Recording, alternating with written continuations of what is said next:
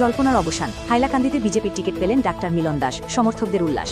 জল্পনা কল্পনার অবসান ঘটিয়ে অবশেষে ১২১ নম্বর হাইলাকান্দি বিধানসভা সমষ্টির জন্য বিজেপির প্রার্থী হিসেবে মনোনয়ন পেলেন ডাক্তার মিলন দাস। দলীয় সিদ্ধান্ত ঘোষণার পর থেকে এলাকা জুড়ে উৎসবের আবহ সৃষ্টি হয়েছে। প্রার্থী ঘোষণার খবর ছড়িয়ে পড়তেই ডাক্তার মিলন দাসের সমর্থক ও অনুগামীরা আনন্দে মেতে ওঠেন।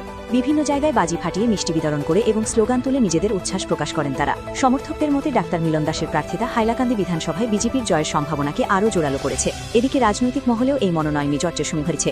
আসন্ন বিধানসভা নির্বাচনে এই কেন্দ্রটি যে অত্যন্ত গুরুত্বপূর্ণ হয়ে উঠতে চলেছে তা বলাই বাহুল্য। এখন দেখার বিষয় ভোটের ময়দানে এই উচ্ছ্বাস কতটা প্রভাব ফেলে।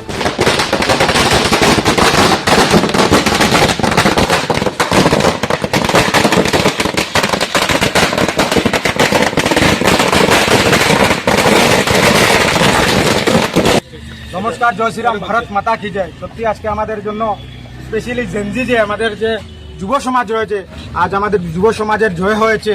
আর আমরা অনেক অনেক কনফিডেন্ট যে আমরা এই সিটে মিলন দাস দাদাকে বিপুল ভোটে জয়যুক্ত করার জন্য আপ্রাণ প্রচেষ্টা করব। এবং পুরো সমাজ, শুধু জেনজি নয়, আমাদের প্রাপ্তবয়স্ক যারা লোক আছেন, মহিলারা আছেন, সবার পছন্দ আমাদের দাদা মিলন দাদা। তো আমরা এটাই প্রচেষ্টা করব, সবার কাছে গিয়ে আমরা ভোট চাইব এবং বৃহত্তর থেকে বৃহত্তর ভোটে জেতার জন্য আমরা আপ্রাণ প্রচেষ্টা করব। আজ আমাদের যে পরিশ্রমের ফল সেটা পেয়েছি, জয় এখনো আমাদের বাকি আছে। তাই আমাদের আরও একটি মাস অপেক্ষা করতে হবে। জয়ের জন্য বিজয় মিছিল আমরা বের করব বিশালভাবে। এখন আমাদের মাত্র কাজ জার্নি শুরু হলো।